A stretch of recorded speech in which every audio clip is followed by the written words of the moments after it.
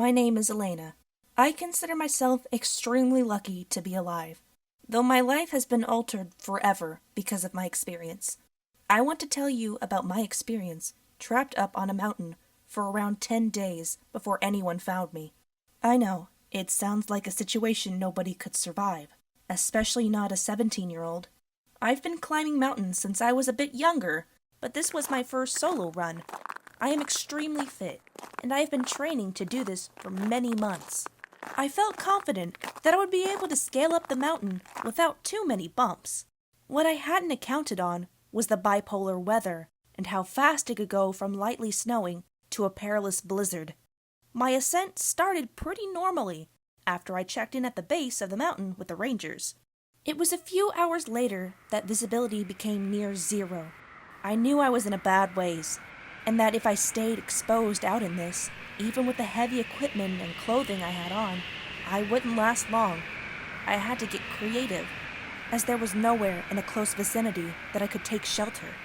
I took my climbing pick and began to chip away at the ground.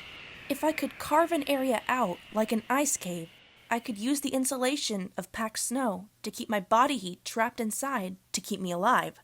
It was hard work, and I remember hardly being able to unclench my fingers from the pick from frostbite when I was done. Still, I was able to slide into the makeshift cave. It wasn't glamorous, but it kept me out of the harsh storm. I had a sleeping bag and body heat. That was all.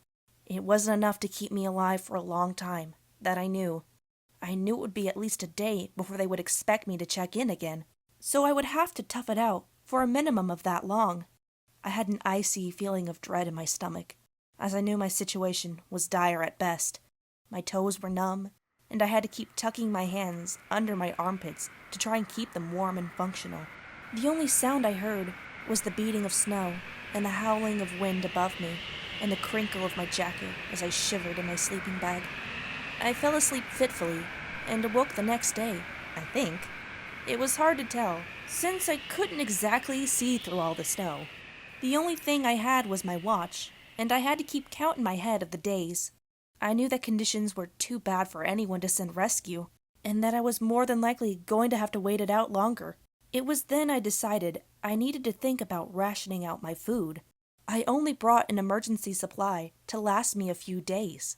I would have to really watch how much I ate if I didn't want to potentially run out before help got here. Not only was I freezing now, but I was also hungry. A basic biology class will teach you that we produce heat when we burn energy, and we get energy from food. Without much food, we don't use much energy. That means less heat, and my body was weaker. By day 4, with no sign of any help or any way to contact anyone, I was doing my best to keep my hope up. I'd stopped being able to feel my toes on either foot, and I silently accepted the fact that they were gone. Amputation wasn't so bad, though, if I could just get off this mountain. I was so cold, so alone, so afraid. I never should have tried hiking it by myself at such a young age. At day 6, I was having trouble staying awake all the time. With such little food and constant shivering burning my energy, my body was kind of shutting down. I was having problems moving my feet at all, and I felt dread knowing the frostbite was working its way upward. It would be fatal if it got past my hips. On day 7, I felt a little more hope. It was a bit more calm in the weather, and I could hear the distant sound of blades of helicopters. I was able to get up and move around a bit, but with extreme difficulty. My legs were becoming difficult to move, and I wondered how bad the frostbite was. Still, someone was out there searching for me, but it was a large mountain, and it could easily take days just to scour it. The next 2 days were heavy with storms as well, and I couldn't hear the sound of the copter anymore.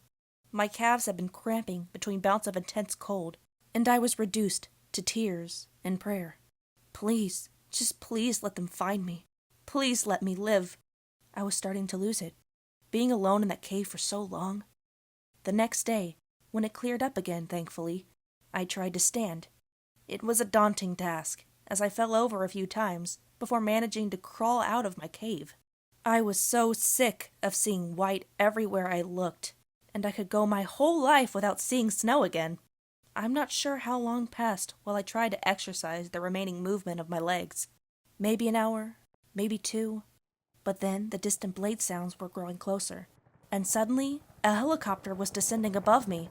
I was blubbering my thanks as the ranger was lowered down to me, and I explained to him my situation and how I couldn't move my legs much at all. I was quickly whisked away and found myself in the hospital. I had to have my legs both amputated from the knee down, which was the hardest thing for me to accept.